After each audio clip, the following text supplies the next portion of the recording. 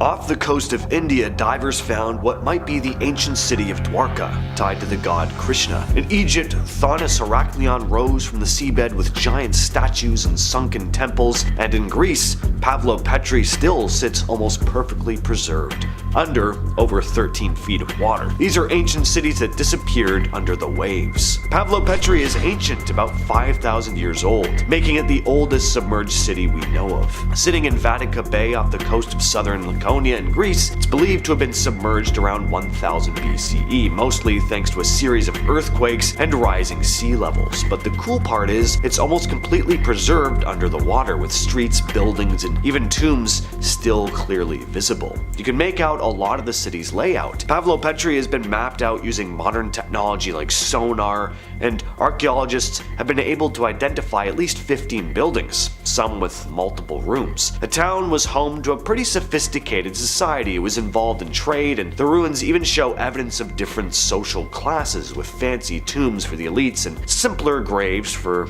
all the regular folks. Pavlopetri's history goes back even further than we first thought, too. Originally, it was thought to be from the Mycenaean period, around 1600 to 1100 BCE, but later studies pushed it to around 3500 BCE. After being submerged, it's been left mostly undisturbed. It's one of the most well-preserved ancient cities that we know of. At one time, Thonis Heraklion was one of Egypt's most important port cities, found at the mouth of the Nile Delta. It was a major hub for trade and religion, and a link between Egypt and the Mediterranean. It was also home to some seriously impressive temples, including one dedicated to the god Amun. But by the 8th century, the city had disappeared. The exact reasons why it sank are still up for debate, but it's clear that the city was lost to the sea. Eventually, it became a bit of a myth. But then in 2000, an underwater archaeologist named Frank Gaudio came across something while searching for the lost city of Alexandria. What he found were these massive statues, ancient ships, and sunken temples.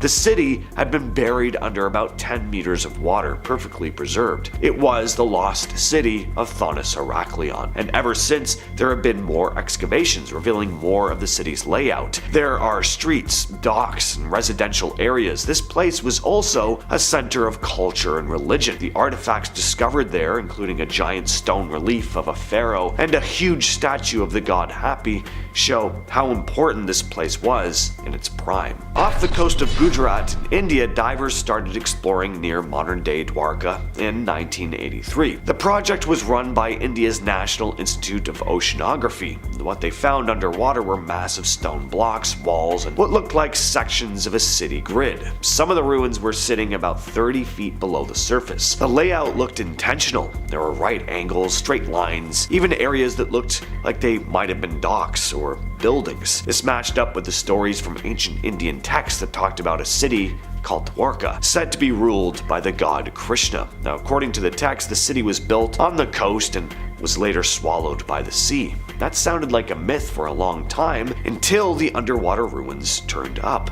Carbon dating and other tests on pottery and construction materials found that the site showed that some parts of it could be more than 3,000 years old. Some Indian archaeologists think this could actually be the original Dwarka mentioned in the Mahabharata. Back in the late 1600s, Port Royal was one of the biggest and wildest cities in the Caribbean. It was a major hub for trade, but it was also known for its pirates, its brothels and bars. Some called it the wickedest city on earth. It sat right at the mouth of Kingston Harbor, and at its peak, it had thousands of people and dozens of ships coming in and out regularly. But then on June 7th of 1692, a massive earthquake hit. The ground basically liquefied under the city, buildings collapsed, and in minutes, about 2/3 of Port Royal sank straight into the sea. Over 2,000 people died, and what was left was later hit by fires and hurricanes. After that, the city just never really recovered. In the 50s and again in the 80s, underwater archaeologists started exploring the sunken part of Port Royal, found streets, foundations, even some personal items like dishes and tools and weapons, still sitting where people left them when the quake hit. Xicheng, also called the Lion City, wasn't lost in some freak disaster or anything. It was sunk on purpose.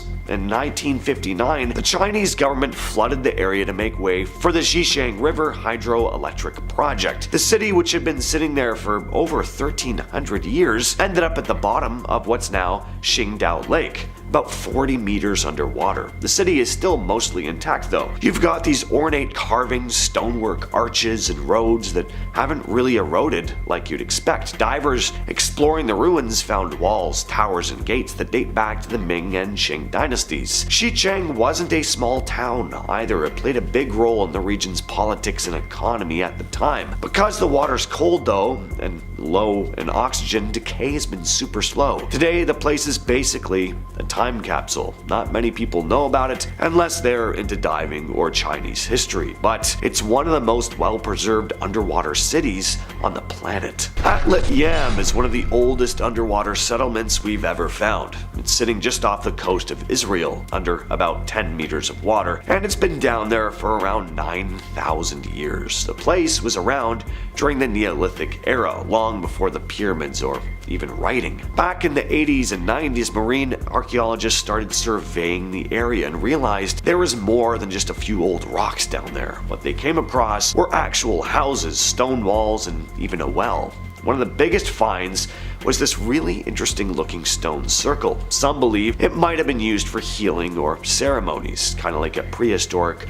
underwater Stonehenge. They also found human skeletons, tools, and signs that people here knew how to farm, fish, and live in permanent settlements. One of the stranger discoveries were traces of tuberculosis in the remains, making this one of the oldest known cases of that disease. As for why this city ended up underwater, most experts think a massive tsunami hit triggered by a volcano or a landslide. The timing does line up with a major collapse of the continental shelf in the Mediterranean. Canopus was an ancient Egyptian city near Alexandria. It was a pretty important place. A lot of trade went on here. It was also known for its temples, like one dedicated to Osiris. For a time, this city really flourished, maybe a little too well though, especially during Roman rule. It was rich and luxurious, and people really started embracing the excess. It was so over the top that writers like Seneca and Juvenal called it out for how debaucherous it was. Seneca was a Roman philosopher and advisor to Emperor Nero, and Juvenal was a poet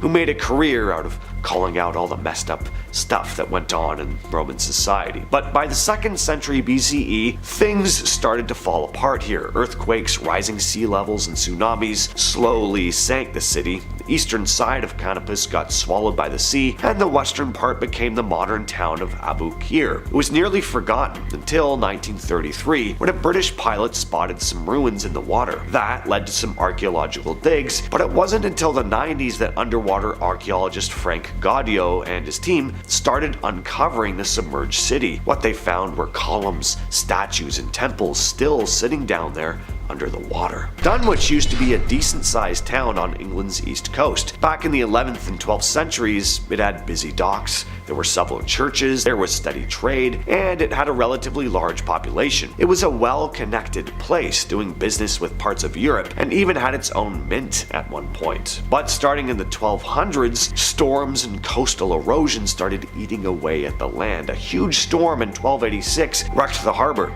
and over the next few hundred years, more storms and rising sea levels kept chipping away at what was left. So most of the original town is now underwater. Today there's only a small village on land, but some will say that you could still hear the sound of church bells rising up from the water. Baiae was basically ancient Rome's party town. It sat on the coast of the Bay of Naples and was the place where the rich and powerful went to relax. And they did other stuff that can no longer be spoken of here on YouTube. Emperors like Nero and Hadrian had villas here, and the town was packed with bathhouses, temples, and fancy estates. It had natural hot springs as well, which made it a popular spot for Roman elites looking to soak and unwind. But there was a shady side to it as well. Some ancient writers described it as a place full of scandal and corruption and political plotting. It was kind of like Vegas for senators. The town eventually declined when the Roman Empire fell, and between volcanic activity and rising sea levels, a good chunk of the place ended up underwater.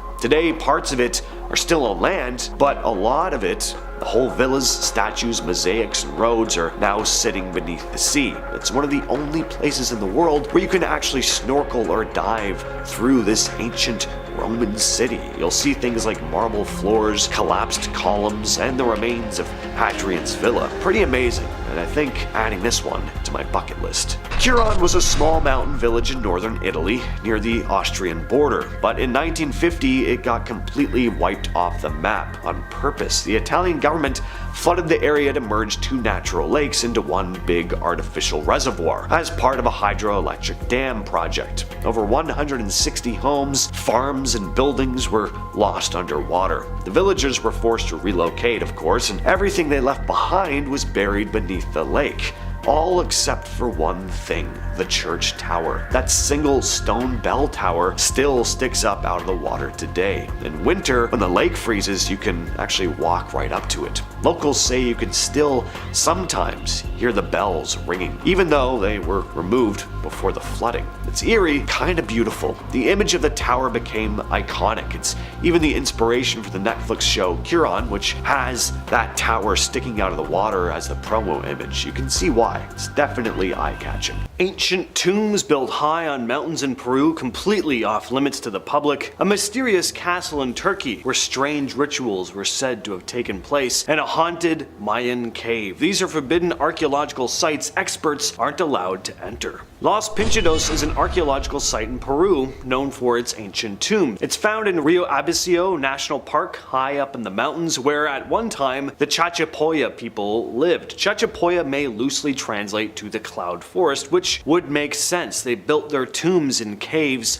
high on the cliffs, way above the jungle floor. This, of course, made them difficult to reach, protecting the graves from harsh weather and looters. These tombs, which hold human remains and artifacts, have only been seen by a handful of archaeologists since the site was rediscovered in the 80s. It's remote and it's hard to get to, which is one reason why the site is so mysterious. The government also made Los Pinchados a protected area in 1990, so it's closed off to the public. On top of that, the area is home to rare animals like the yellow-tailed woolly monkey. Just another reason why the government doesn't want tons of tourists flocking to the area and disrupting it. Zerzevan Castle is an ancient fortress in southeastern Turkey built around 2,000 years ago. It was originally used by the Roman Empire, strategically placed to control the area and protect it from invaders. The site is also important because it was part of the ancient Roman road network, connecting the empire's eastern territories. But what's probably the most intriguing part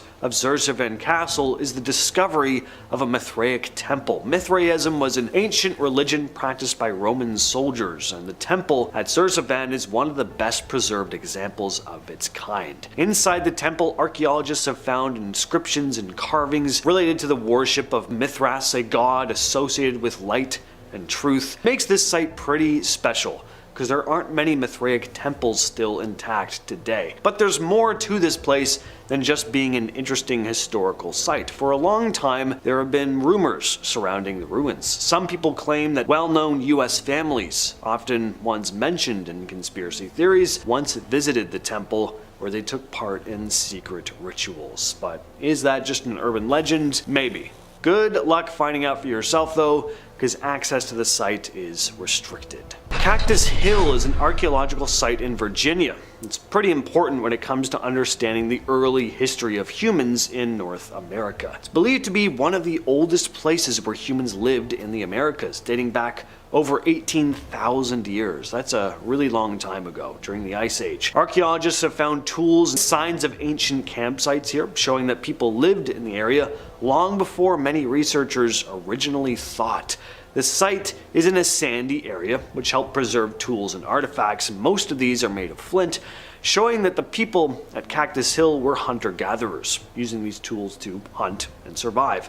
Cactus Hill is off limits to the public. Only researchers with special permission can dig or study it. The National Archives in the United States is home to some of the country's most important historical documents. It holds records like the US Constitution, the Declaration of Independence, and the Bill of Rights, and a lot of the documents in the archives are not for public viewing. One of the most famous restricted documents is the JFK assassination files. While some information about President Kennedy's death has been revealed to the public, a lot of files remain classified to this day. The documents are carefully guarded, and only certain government officials or historians with specific clearance can access them. Files related to the development of nuclear weapons during the Cold War are also tightly controlled. The archives itself has areas that are closed off to protect sensitive materials. Some documents are too fragile to be handled or displayed even, and access is only granted to experts who are trained in preservation techniques. Sac Oyum, also known as the Haunted Maya Cave, sits near the ancient Maya city of Mayapan in Mexico's Yucatan Peninsula. It's a flooded cenote or sinkhole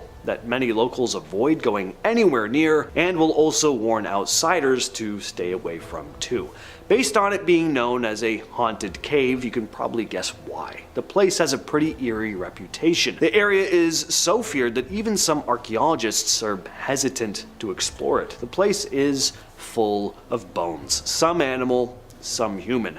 As for why, well, the Maya may have used it for ritual purposes, or it may have just been a place where they'd bury some of their dead. Are there really that many bones down there though? Enough that it's known to be haunted? Well, a recent underwater survey led by archaeologist Bradley Russell uncovered a lot of remains scattered across 2 chambers. A lot of their skulls showed signs of having been deformed, which was a common practice among the Maya, but these weren't ordinary burials. The cenote is near the edge of Mayapan, and experts believe the bones might belong to people who were outcasts, possibly plague victims, deliberately kept away from the rest of the population. It seems to explain the trepidation people have towards the cenote today. Back in the day, no one wanted to drink the water and risk contamination, and that dread surrounding the place was just passed down generation to generation. But there's more than just skeletons here. There are also legends of a monstrous feathered serpent with a horse's head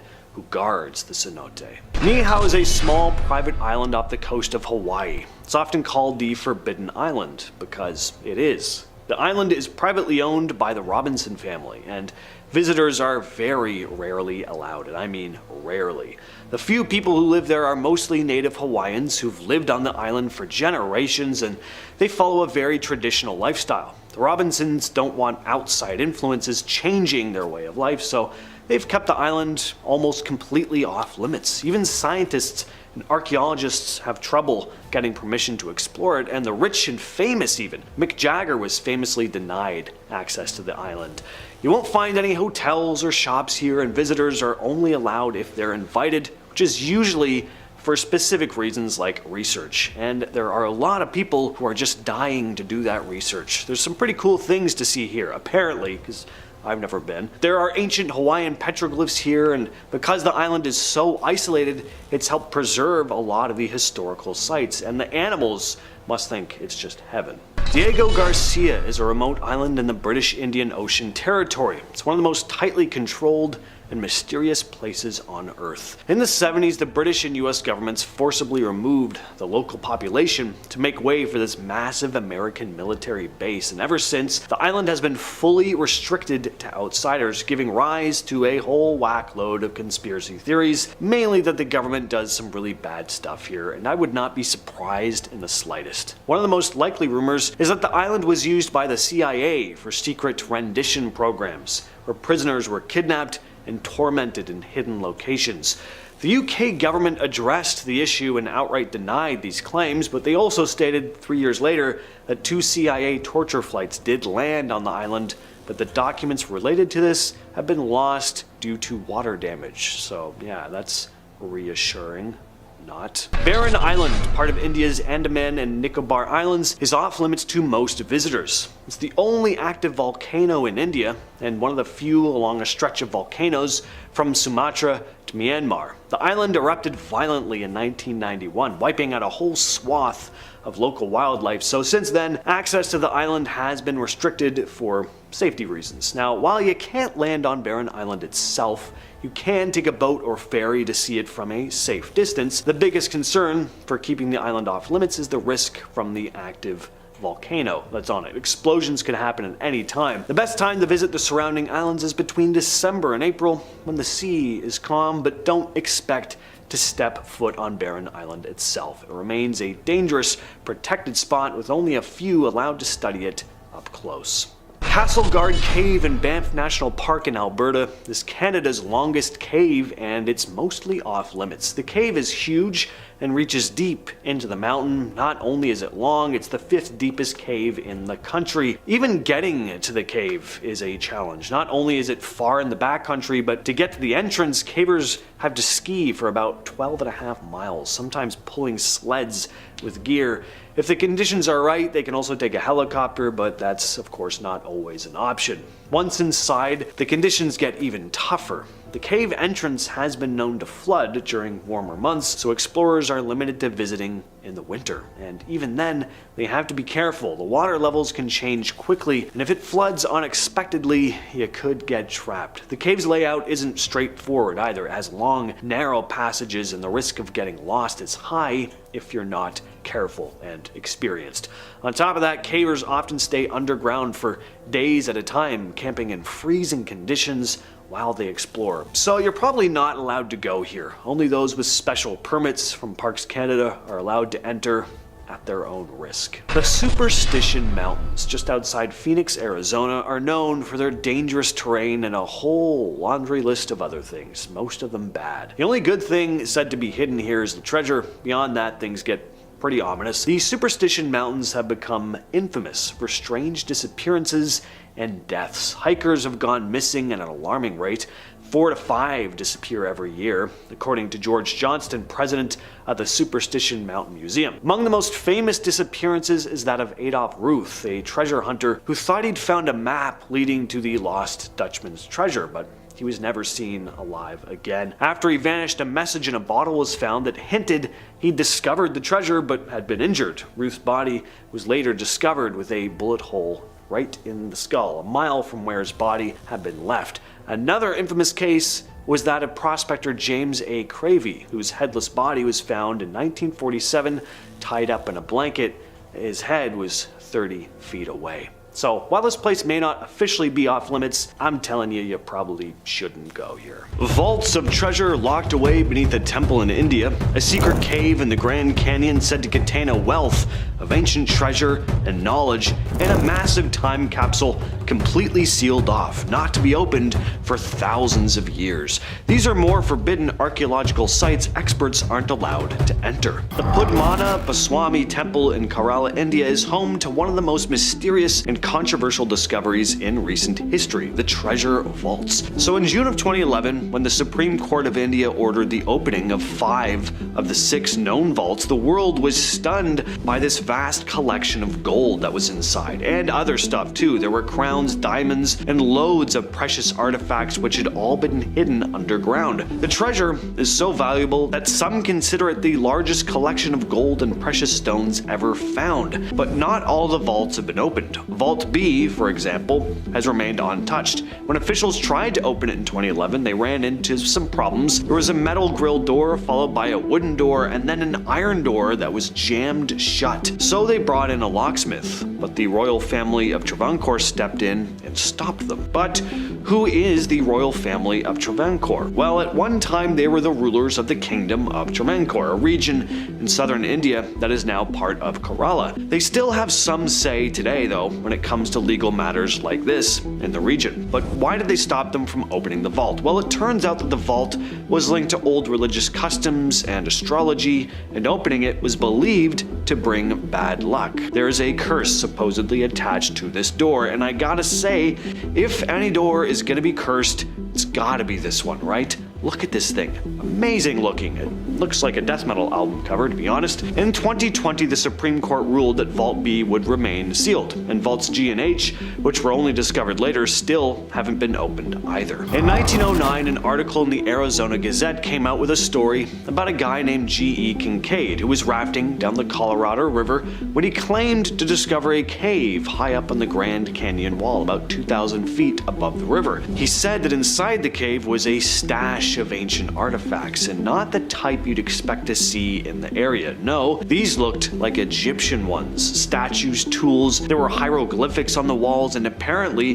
there were mummies. Now, on its own, that would be incredible, but the mummies weren't even your standard size. They were gigantic. Kincaid supposedly took a few items and sent them off to the Smithsonian, but the Smithsonian denied ever receiving anything from Kincaid. So naturally, this has led to all kinds of conspiracy theories over the years. Some believe the Smithsonian was covering up the discovery, hiding proof of some ancient Egyptian civilization existing right in the heart of North America, and that the cave was sealed off by the government with armed guards, making sure no one ever got too close. But what do you all think? Could the Grand Canyon really have held these ancient secrets from some lost civilization with giants, apparently? Or was this all just a tall tale? The Crypt of Civilization is unlike any time capsule you've probably ever heard of. Instead of a small box buried underground, this is an entire room, a massive vault built to last for over 6,000 years. Nobody is allowed inside. It's not set to be opened until the year 8113. The time capsule was sealed up back in 1940 at Oglethorpe University in Georgia, and it was all the brainchild of a professor named Thornwell Jacobs. He was inspired by the discovery of ancient Egyptian tombs and wanted to leave behind a snapshot of life in the early 20th century, hoping that whatever civilization or species existed in thousands and thousands of years would find him. So what's inside this vault? Well, Jacobs and his team made sure to pack a little bit of everything. There are books, films, everyday items like a typewriter, a sewing machine, and a cash register. They also included recordings of famous speeches and radio shows, thinking that future generations might want to hear what people sounded like back then. The idea was to give anyone who finds it a taste of our world, our culture, and our technology. Of course, the problem is they had no idea that in the future everything would be up in the clouds, so who knows if these recordings will really be relevant. Still, it's an interesting concept, and I'm glad the thing exists. The Lascaux Caves in France are full of prehistoric art. Too bad you can't see it up close though. These caves have been off limits for a long time. For the majority of the public anyway. Discovered back in 1940, the caves are covered in stunning paintings. There are bison, horses, and deer, all done by ancient humans around 17,000 years ago. Unfortunately, after first opening the caves to the public, the large number of visitors ended up doing a lot of damage. The air quality changed, and then mold grew, and the artwork just started to deteriorate. So in 1963, the caves were closed off to the public. And now, only a select few scientists are allowed to go in. The rest of us have to settle for seeing replicas or images that I'm showing you right here, which are still pretty cool, but obviously they're no replacement for the real thing. They've tried everything to preserve the paintings, but at the end of the day, it's the temperature and the number of people that really hurt the artwork, so they won't be opening it back up anytime soon. Next up, we have the Cave of Altamira in Spain, another incredible site with prehistoric art, but once again, off limits. Discovered in 1879, Altamira's walls are covered with bison paintings, some of the oldest in Europe, this time around 36,000 years old. The artwork is so detailed and well preserved, it's hard not to be amazed by it. At first, people could visit, but like Lascaux Caves in France, all the visitors started to take their toll on the quality of the paintings. The carbon dioxide in the air and the humidity affected the artwork, so the cave was shut down to the public in 1977. Since then, only a few experts have been allowed to study it, and again, there's a replica you can visit, but the real thing is closed off, and it'll probably stay that way. In Verdun, France, there's a place called the Red Zone, or Zone Rouge, that's off limits to everyone, and for very good reason. This area was completely transformed during World War I, which turned what was once farmland into a raging battlefield. Millions of artillery shells rained down, tearing up the landscape, flattening towns, and leaving a mess of munitions scattered everywhere. After the war, the French government decided that it was just too dangerous to rebuild the villages or to try and rehabilitate the land, so they relocated. everyone, and the area was sealed off. Even today, long after the war, it's illegal to enter. The land is just littered with unexploded shells and toxic chemicals, and while they've been trying to clean it up for years, some say it could take centuries to finish. The Ark of the Covenant, one of the Bible's most mysterious relics, was said to hold the Ten Commandments and was built around 3,000 years ago. After the Babylonian Empire conquered the Israelites, it disappeared from history. Nobody knows if it was destroyed, stolen, or hidden away. According to Ethiopian tradition, the Ark is now kept in the St. Mary of Zion Cathedral in Aksum, specifically in the Chapel of the Ark. But only one person, a monk, is allowed to see it. He's considered the sole guardian of this sacred artifact. And some believe the Ark in Aksum is just a replica, but no one else has been allowed inside to confirm, making this place an absolute mystery. The Great Pyramid of Giza is about as iconic as it gets, but for how much of a tourist destination it's become, it's not easily accessed, even for some of the world's most well-respected archaeologists. Some areas are completely off limits. One of the most restricted zones is the Queen's Chamber, a narrow passageway near the center of the pyramid, and while most can visit the Grand Gallery, which leads to the King's Chamber, the Queen's Chamber has been sealed off, and no one's really sure what's behind it. Then there's the lower shafts. Beneath the King's Chamber, there are these shafts that go down into the depths of the pyramid, and those haven't been fully explored either. In the 90s, a robot was sent down one of them and reached a dead end. Until this day, no one knows for sure what might be further along.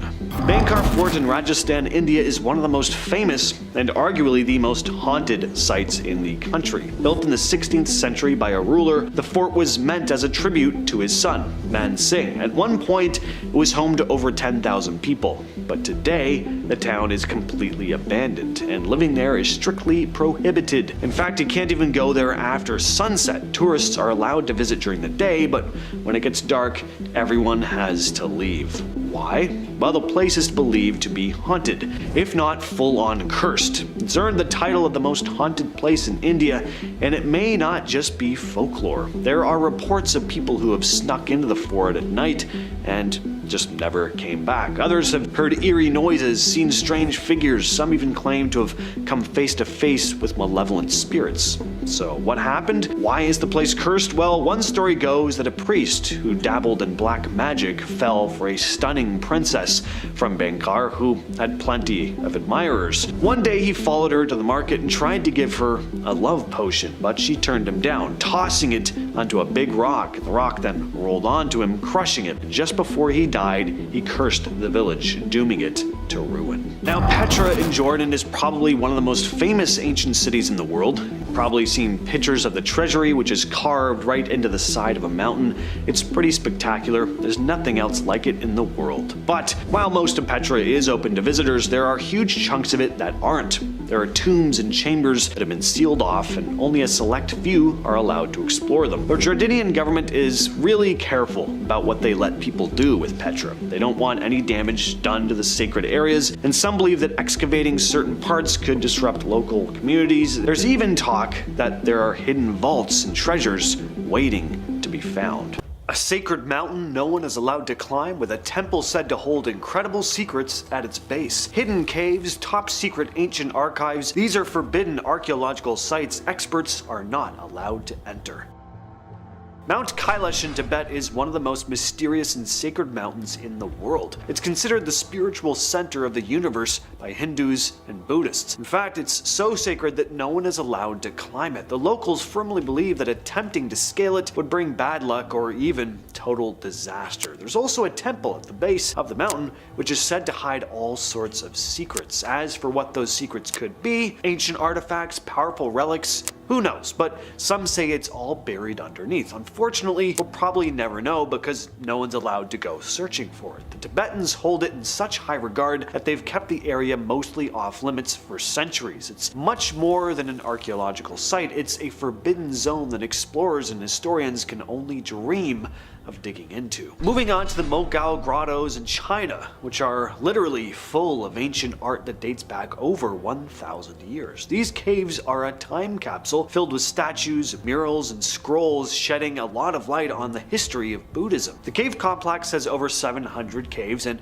a lot of them are carved into the cliffside and feature art depicting centuries of religious history. And yes, you can visit parts of this site, but some of these caves are completely off limits. And why is that? Well, because they're delicate. Some of the artwork in there is extremely fragile, and one thing people are just great at is ruining things. Too many mouth-breathing tourists start trudging through the place, and before you know it, there's Cheeto stains on the 1,000-year-old Buddha statue. Some of the caves have actually been sealed shut, and even some of the researchers who studied the site haven't had access to them. There's a lot we don't know about what's hidden deep inside the caves. What if it's not just fragile stuff though? What if there could be more? Now we're talking about something that's a little more modern, but still totally forbidden: the Vatican's secret archives. If you didn't know, the Vatican has an enormous collection of ancient documents and manuscripts and records that go back hundreds, even thousands of years. Things that are either so important or rare that they're kept locked up in an area of the Vatican that most people can't even get close to. The archives aren't just secret in the sense of having stuff hidden away. This is a literal vault where even some of the most famous historians and scholars can only access documents after being vetted and approved by the Vatican itself. And I gotta believe there's someone breathing down their neck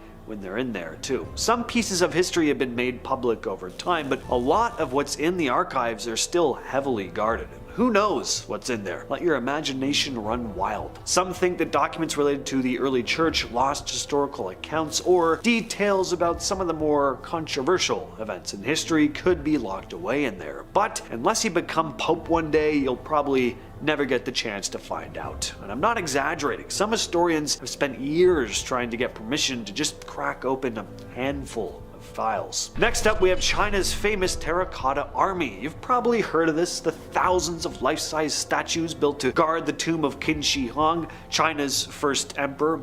We've all seen images, we've all heard stories, but the emperor's tomb has never actually been excavated. It's been sealed for thousands of years, and while researchers have examined the army, they've never actually gotten to look inside the burial chamber of the emperor himself. The tomb is said to be packed with treasure though, and historical artifacts. Who knows what else? But here's why we still can't get in. There are a couple reasons. For one, there's fear it could be damaged. The tomb is said to be full of mercury, which was thought to protect the emperor in the afterlife, so excavating it could cause chemical reactions that would completely ruin the site. In fact, when they've dug around, they've found signs of dangerous mercury levels. And then there's the fear of booby traps. Legend has it that the emperor rigged up all these deadly traps so that his tomb wouldn't be disturbed, and some archaeologists still fear that some of these traps may be active. So even though we're all dying to know what's inside, it's not happening, at least not anytime soon. I always love saying this one, Saksai Waman. No, I'm not talking to the female members of the audience, although I'm sure you're all lovely. Saksai Waman is a stone structure that sits above Cusco, Peru. It's said to be one of the most amazing examples of Inca engineering. The site's made up of these huge stones, some weighing over several tons, fitted together so perfectly you can't slip a piece of paper between them, and we don't really know how the Incas moved these massive stones and placed them so perfectly like that. Some people believe there's still more buried at the site that hasn't been uncovered. Archaeologists have spent years studying it, but there are sections that are completely off limits. Some of the surrounding areas are sacred to the local people, and authorities have restricted access to these spots. One restricted area is called Chincana, a long underground cave said to connect the fortress to the Temple of the Sun. But it's also possible there's some other stuff hidden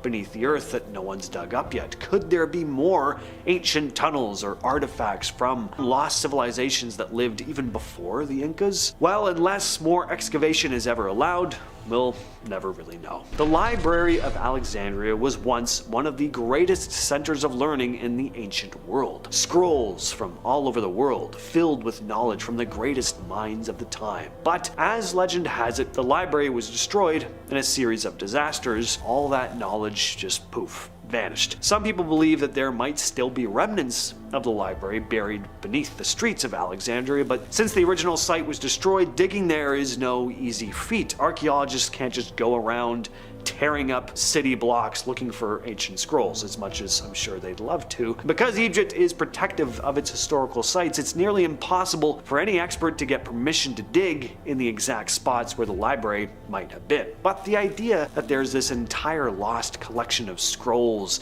containing the wisdom of ancient civilizations just waiting to be found is a pretty fun idea and would make for a great Indiana Jones movie. Alright, now we're heading into real conspiracy theory territory, Antarctica. Yes, I am talking about pretty much the entire continent. Is it weird to call Antarctica an archaeological site? Maybe, but so much of it is unexplored and off limits. You also have a surprising amount of people who believe that ancient civilizations once existed there long before it froze over. Some explorers have claimed to find evidence of ancient structures buried beneath the ice, but again, Antarctica is mostly off limits to outsiders. Only certain countries are allowed to explore it, and even then, they can only study certain parts of the continent. The global treaty that governs the exploration of Antarctica has strict rules about what can and can't be explored, and there's been very little effort to dig deeper into these quote-unquote mysteries. Some also say there's stuff like hidden technology and pyramids beneath the ice, but because of the restrictions, it's hard to know for sure. Scientists seem to be more focused on studying the environment there, so it's going to take a lot to convince anyone to actually go digging for ancient civilizations, unless that hasn't already been going on and things aren't being covered up. The Bosnian pyramids are pretty controversial. Now I know what you're probably thinking. What do you mean pyramids in Bosnia? Well, some people believe that this set of mountains are actually man-made pyramids. Supposedly, if these pyramids really do exist, they're ancient, older than the Egyptian ones, and contain mysteries that could change our understanding of human history. Of course, the scientific community is pretty split on whether or not these pyramids are actually a thing. Some say they're just natural rock formations. Others insist they're evidence of some ancient construction. All the same, the site is mostly off limits for mainstream excavation. Local authorities have kept the area restricted, and there are some serious debates over whether or not it should be explored. Some argue that the whole thing could be an elaborate hoax, but either way, the site is basically forbidden for archaeologists. Mount Shasta in California is obviously gorgeous, but there's said to be a laundry list of weird things about it. The mountain's been tied to all sorts of strange legends. Supposedly, there's a lost civilization that lives deep beneath it. There have been lots of UFO sightings, and while locals might share their own theories about what's beneath the surface, access to Mount Shasta is strictly controlled. People claim there are these hidden caverns and ancient structures inside the mountain, but so far, no one's been allowed to explore the mountain's more remote areas. There's also a deep spiritual significance for Native American tribes in the area, which has led to even more restrictions on excavation. But before you go yelling at me in the comments about how you've been here before, so it's not off limits, yes, people are free to hike a lot of the area, but getting anywhere near the more mysterious parts of it, not so much. Finally, we have the Cave of Mummies in Guanajuato, Mexico. This cave is home to some of the best preserved mummies you'll ever see. The mummies were naturally preserved in the cave's dry environment, and a lot of them look eerily lifelike. Sounds weird to say lifelike when they are indeed corpses of actual people, but I mean, some of them almost look like they'll just open their eyes and start walking away. Archaeologists have been allowed to study the mummies, but there's a catch. Only a select few have been able to go inside the actual cave. Many parts of the site are restricted because of how delicate the mummies are, but it's not just the mummies that are interesting, it's also the cave itself. Some think there may be more bodies hidden deeper inside the cave that haven't been uncovered yet. So what else could be lurking in the darkness? Well, unless you get special access, you'll never know for sure. The Temple of Artemis at Ephesus was an ancient Greek temple in what is now Turkey, supposed to be one of the grandest temples ever built. It was designed to be massive. Imagine 127 columns, each one over 60 feet tall, and a marble structure so impressive that it was listed as one of the 7 wonders of the ancient world. But as grand as this place was, the temple was never fully completed. It was burned down in 356 BCE by a man named Herostratus, who was trying to gain fame by burning it down. After the fire, they tried to rebuild it, but it just kept running into problems. The area was constantly under threat of invaders, and political instability kept interfering with the reconstruction. Over the centuries, it went through a bunch of different rebuilds, but no one ever had the chance to finish the full thing. And finally, the gods Goths, a group of Germanic tribes that played a huge part in the fall of the Western Roman Empire, attacked and destroyed what remained of it in 262 CE. And that was pretty much the end of the temple. Today, all we've got are foundations and little fragments of the last temple, a reminder of something that could have been much more. When the Colossus of Rhodes was built, it was one of the 7 wonders of the ancient world, towering over 100 feet tall. It was an incredible feat of engineering and a symbol of Rhodes' power. The statue, designed to honor the sun god Helios, took 12 years to build, but it didn't even last 56 years. A massive earthquake hit it in 226 BCE, toppling the statue into pieces. And then it was just never rebuilt. You'd think the Rhodians would rush to put it back up, but they didn't. Some say it was just too expensive, others think the statue's size just made it too hard to rebuild. It makes sense. They just spent over a decade building the thing for it to collapse just a little over 50 years later. They were probably just like, forget it, there's other things we gotta focus our energy on. And unfortunately, unlike a lot of the other places you'll see on this list, there's nothing left of this statue today. The remaining parts were sold off as scrap way back in the day, so all we have are stories and a few ancient sketches. And based on those, it does look like the thing was pretty awe-inspiring. We all know the Great Wall of China as one of the world's most iconic ancient structures, and as amazing as it was originally going to be even more grand. Not all of it is finished. Sure, we've got the grand sections that have been restored and preserved, but there are a lot of long stretches of the wall that were never fully completed. The wall wasn't all built at once, and some parts of it were built hastily. Different dynasties worked on it over the centuries, but the work was always interrupted by rebellions and logistical problems. Some sections were abandoned halfway through because the resources just weren't there anymore, or there was simply no need to continue, and in some cases entire stretches of the wall were neglected and left to fall apart. The most famous parts of the wall were heavily restored during the Ming Dynasty, but if you travel further out, you'll find these abandoned, incomplete sections with crumbling stones and wildlife growing around them. Not what you'd typically picture when you think of the Great Wall of China. The Ziggurat of Ur, built around 2100 BCE, was an enormous stepped pyramid meant to honor the moon god Mana. It was a massive undertaking for the Sumerians, and it was supposed to make it one of the greatest structures of the ancient world, but like many ancient projects, the full vision never came to fruition. The Sumerians were very advanced when it came to a lot of things, but with all the invasions and internal conflict, their civilization eventually just collapsed. So by the time the ziggurat was nearly complete, things had gotten bad enough that the resources to finish the structure just weren't there anymore and had to be diverted elsewhere. And as the empire continued to fall apart, the ziggurat sat incomplete and much of the surrounding area was abandoned. But fortunately, the remnants of the ziggurat are still standing today. The unfinished obelisk in Aswan is just one giant piece of stone that was meant to be erected as an obelisk. If it had been completed, it would have been the largest obelisk in Egypt, measuring 138 feet and weighing about 1,200 tons. Given ancient Egypt's track record of incredible giant structures, this one would have been pretty awesome. But of course, it was never finished. The ancient Egyptians had started carving it out of the rock, but while it was still in the quarry, the stone cracked. The workers had no choice but to abandon the project. So today, you can still visit this gigantic chunk of stone that was originally going to be standing upright. It's just sitting there, still attached to the bedrock. It's kind of sad, right? The fact that this thing was so close to being finished, but then, whether it was a technical failure or just bad luck, it was left unfinished forever. The Temple of Jupiter Optimus Maximus was meant to be the grandest temple in all of Rome, dedicated to the king of the gods. It was supposed to outshine all other temples in the ancient world, but the final version of the temple was never fully realized. It started construction in the 6th century BCE, but after a series of political issues and with the growing instability in Rome, the project just didn't go as planned. The temple went through a number of phases, and only parts of it were ever finished. The temple was looted, burned, and rebuilt tons of times over the centuries, with different emperors taking on the project but never fully completing its original design. By the time it was finally abandoned, it wasn't even close to what it had been meant to be. It's this unfinished dream of Roman grandeur that never really saw its full potential, and is now just another reminder of how politics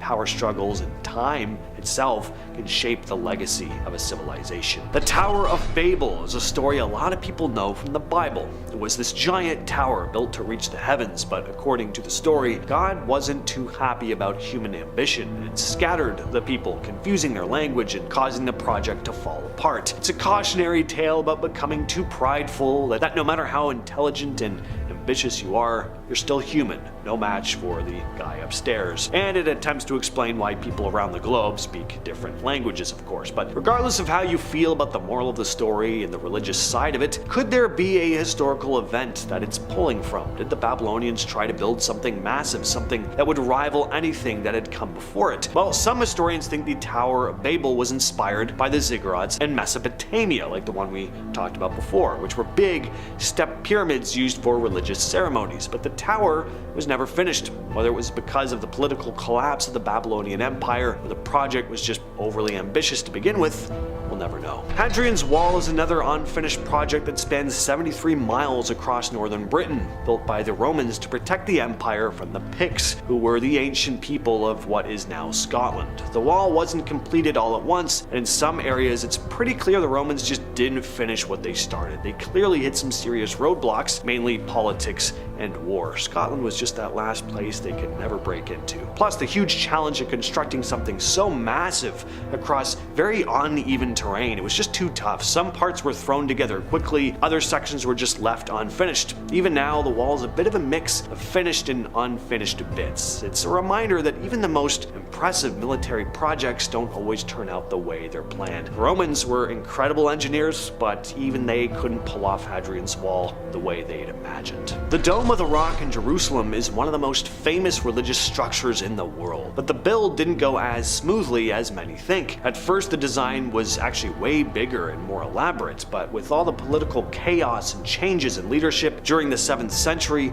parts of the dome had to be scaled back. The original idea, with all its detailed mosaics and huge dome, had to be adjusted, and even after it was finished, there were always parts being restored or rebuilt. The unfinished parts of the Dome of the Rock don't just show how tough the construction was, they also reflect the political and religious changes going on in Jerusalem at the time, and that actually makes it pretty interesting. Angkor Wat is the largest religious monument in the world, and it still wasn't finished. The temple complex was first built in the early 12th century by the Khmer king Suryavarman II. It was supposed to be a grand tribute to the Hindu god Vishnu, and the plans were massive, multi-level galleries, detailed carvings everywhere, towering buildings. But as big as the plans were, the temple itself was never really finished. The Khmer Empire was on the decline during its construction, and internal power struggles along with the constant threat of invasion slowed down the work. The temple went through all these phases of construction, but a lot of the intricate work just stopped, likely because the resources had dried up and the empire just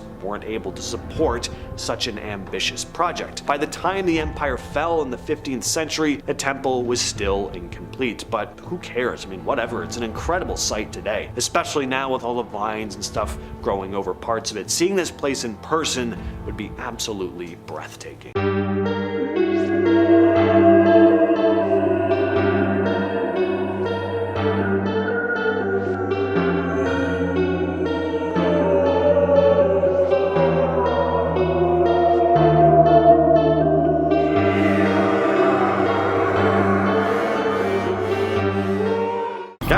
Island in Greece might not be on most people's vacation lists, and there's a good reason for that. The island, which sits in the Aegean Sea, has been off limits for a long time. It wasn't always like this though. For centuries, it was a place of exile, mainly for political prisoners. Under military rule in the 20th century, it became notorious as a site where people were sent to suffer in isolation. The island's history as a prison camp has led to it being mostly abandoned, with only a few scattered ruins still standing today. There's a lot of mystery about what's hidden there now, but the government continues to keep the island restricted. You can't just hop on a boat and explore the old prison buildings, and that's because it's not just the prison history of the island that makes it forbidden. The island is also home to a sensitive environmental area, which is why the Greek government has kept it sealed off. The ancient ruins of Palmyra in Syria were once one of the most important cities in the Roman Empire, a crossroads for trade and culture. Its huge temples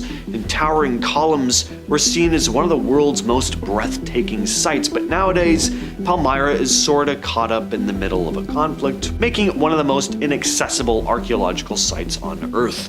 After the rise of extremist groups like ISIS, a lot of the city has been destroyed in an attempt to erase its history. As for the ruins themselves, some areas are still under the control of different military factions. The site is filled with unexploded ordnance and threats from armed groups, which means any visits have to be carefully controlled and monitored.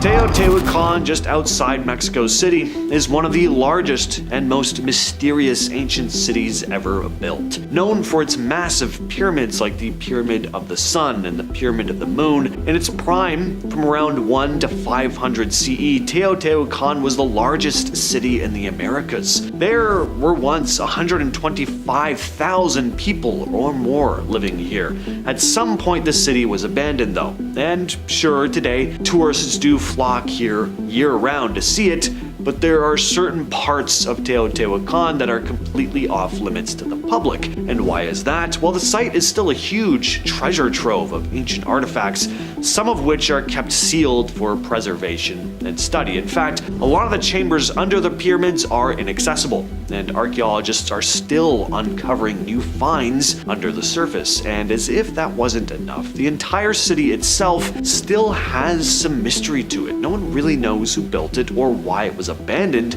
around the 7th century. Some excavations are permitted, but a lot of the city is off limits, keeping its deep secrets hidden for the foreseeable future.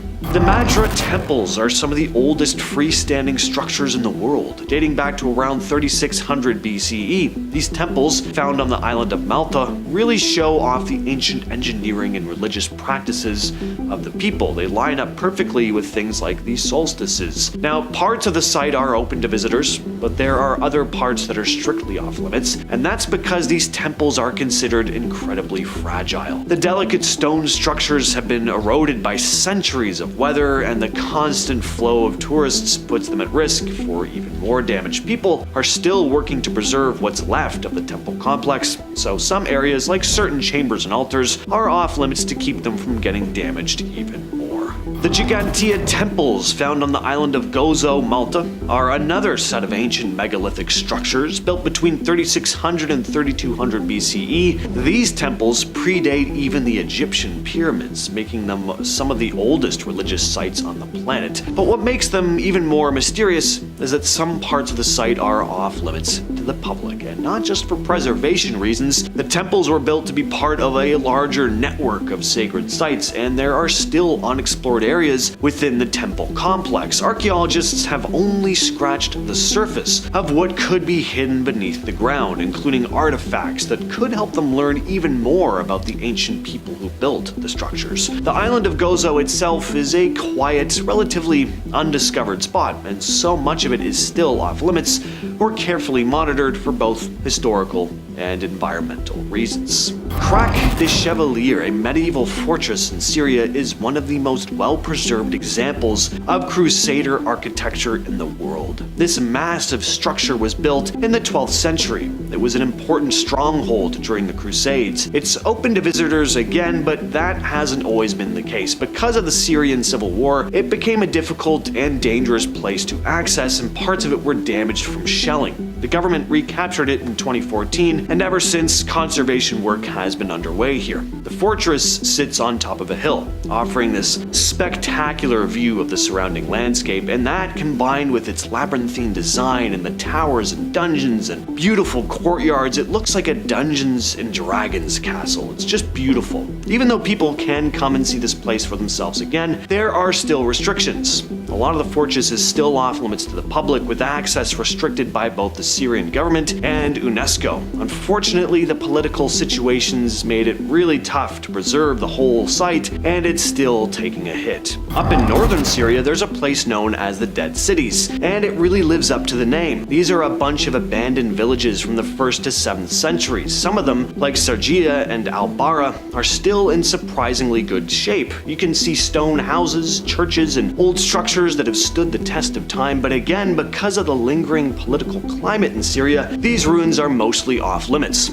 So these abandoned villages have kind of faded into the background, except for the archaeologists who still visit. In fact, some parts of the Dead Cities are so untouched, it's almost said to really feel like you're walking through history. But because it's in a conflict zone, it's not a place people can just casually visit. Pompeii, we've all heard of it.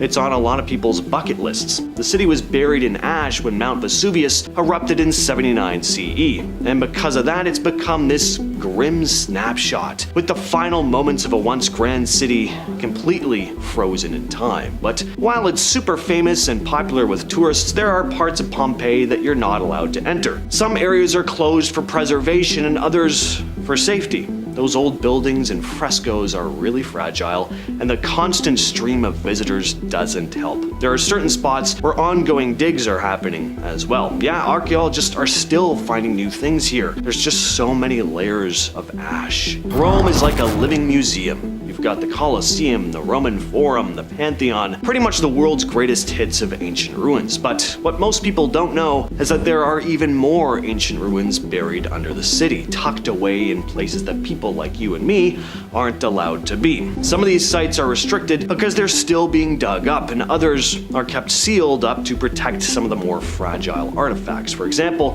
there's an underground area near the Roman Forum that holds the remains of old temples, but it's not something you could just walk into. You need special permission. Rome's rich history is packed under layers, making it a really fascinating place to visit, but also one where there's a lot that the average tourist will just never see. Hopefully some of the sites will be opened eventually, but for now, pictures will just have to do. Jebel Barkal is this incredible mountain and ancient site in Sudan, sitting near the Nile River. It used to be the heart of the kingdom of Nabta, which was a huge empire that at one time even rivaled Egypt. The place is full of pyramids, temples, and royal tombs, but unfortunately parts of it are totally off limits. The main temple is open to visitors, but a lot of the site is restricted because of both political issues and the delicate nature of the ruins. The thing is, there's still a lot beneath the surface that hasn't been explored yet.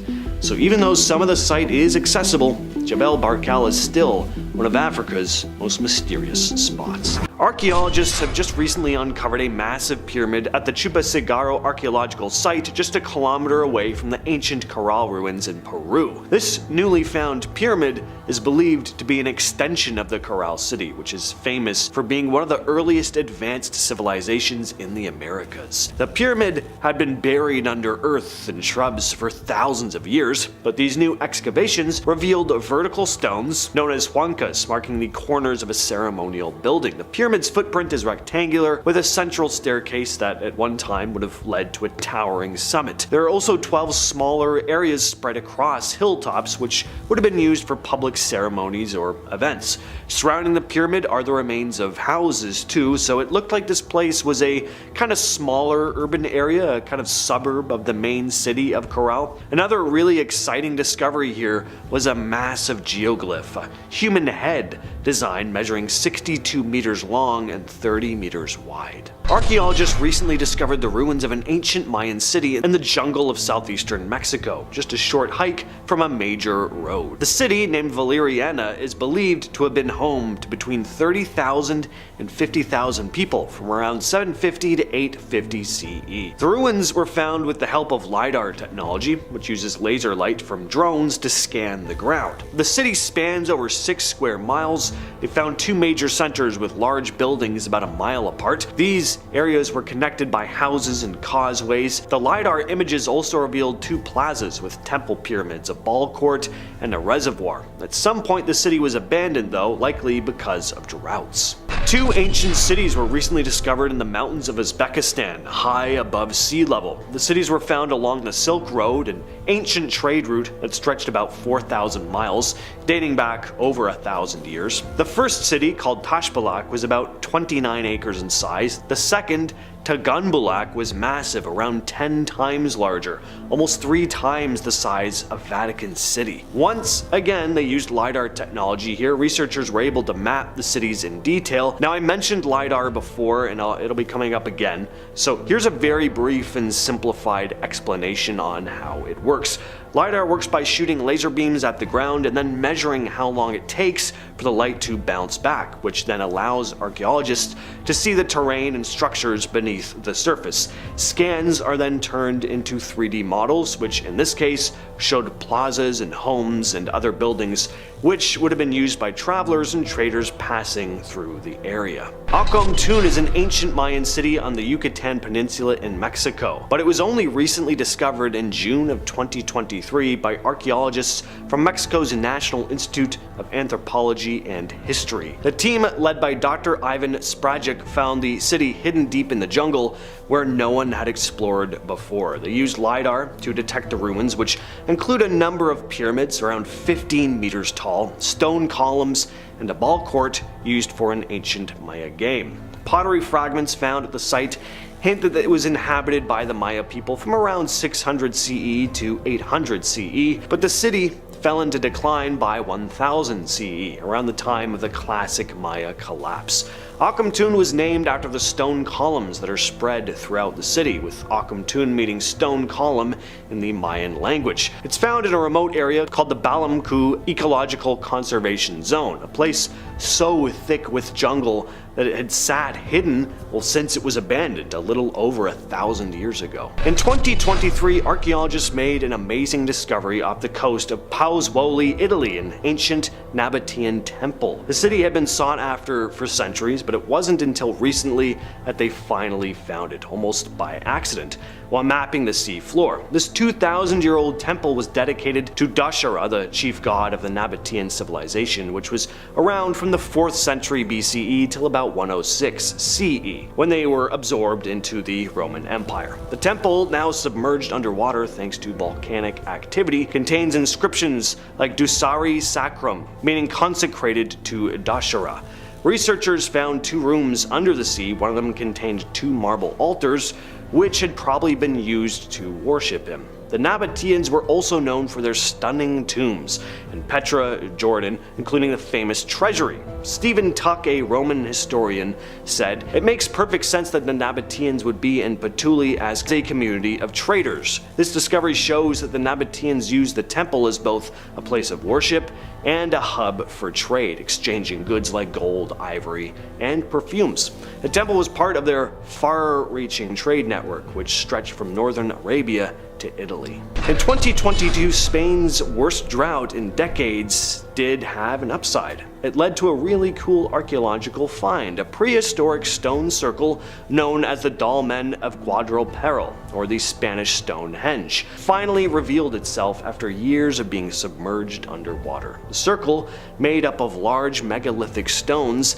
dates back to around 5000 BCE. As the water level in the reservoir dropped to just 28%, the stones, which had been submerged since 1963, became fully visible once again. Spanish Stonehenge was first discovered by German archaeologist Hugo Oberheimer in 1926, but the area was flooded as part of a development project under Spain's dictator Francisco Franco. Since then, the site has only reappeared a few times. Archaeologist Enrique Cadillo described it as a rare chance to study the site before it gets submerged again. And there are a number of things scattered across Western Europe like this, but we still don't fully understand who built them or why. But some researchers believe they were used as tombs, as human remains have been found near similar sites. In Athens, workers laying natural gas pipelines near the Acropolis came across an ancient marble statue of a young man, found buried almost upright in a brick-lined pit. The statue is in surprisingly good condition, except for the crack running along its torso and the fact that it's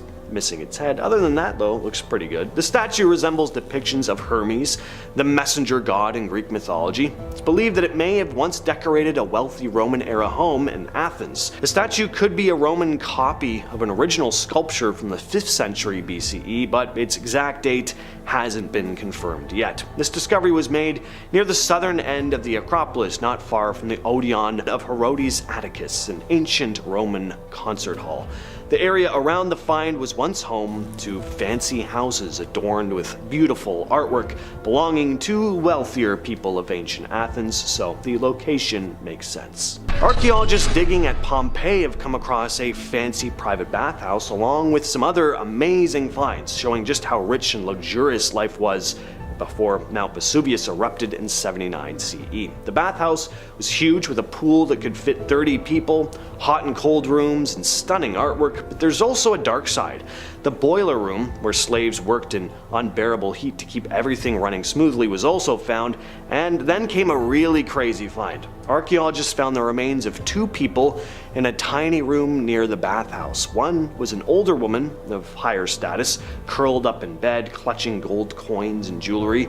The other was a young man, probably a servant or slave, who would have died being crushed by a collapsing wall as the eruption started. His hands were still holding keys, while the woman likely watched him die before facing her own death.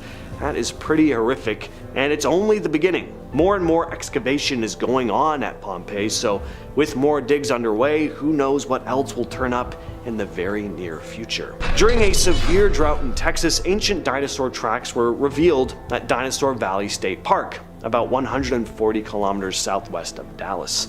The tracks, which are over 113 million years old, are preserved in the bed of the Paluxy River. The footprints belong to an Acrocanthosaurus, a carnivorous dinosaur about 4 meters tall or just over 13 feet, weighing about 6 tons. Park Superintendent Jeff Davis explained that the tracks, which are usually covered by water, gravel, and sandbars, were exposed thanks to the drought. The tracks are 3-toed prints similar to the ones made by the more famous T-Rex, only much older. The discovery thrilled dinosaur fans, including Paul Baker, who remembers exploring the riverbed with his father, a park ranger, looking for tracks. His father was the first to find these footprints during a previous drought, and the site was named in his honor. Along with the Acrocanthosaurus, the park also has tracks from other dinosaurs like the massive Sauroposeidon, a herbivore that stood 18 meters tall, that's about 59 feet, and weighed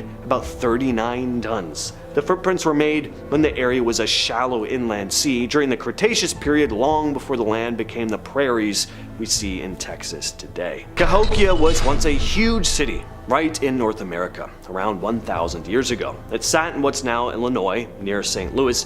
At its peak, it was home to as many as 20,000 people, making it one of the biggest cities in the world at the time. The people who lived there were part of the Mississippian culture, a group of Native American societies that lived around the southeastern and midwestern US. They were really good at building huge earth mounds, some as tall as a 10-story building. The biggest one, Monk's Mound, is so massive it covers 14 acres and is about 100 feet tall. Not only did lots of people live here, it was also a hub for trade, with goods coming in from all over the region. They were experts in farming too, especially growing corn, which was the staple of their diet. The city had a really organized layout too, with streets, plazas, and public spaces, but then Cahokia was abandoned around the 14th century. What most archaeologists think is that a series of massive floods hit. By the time settlers showed up, the city was gone, though the mounds were still there. It wasn't until the 19th century, though, that people started realizing just how important Cahokia had really been.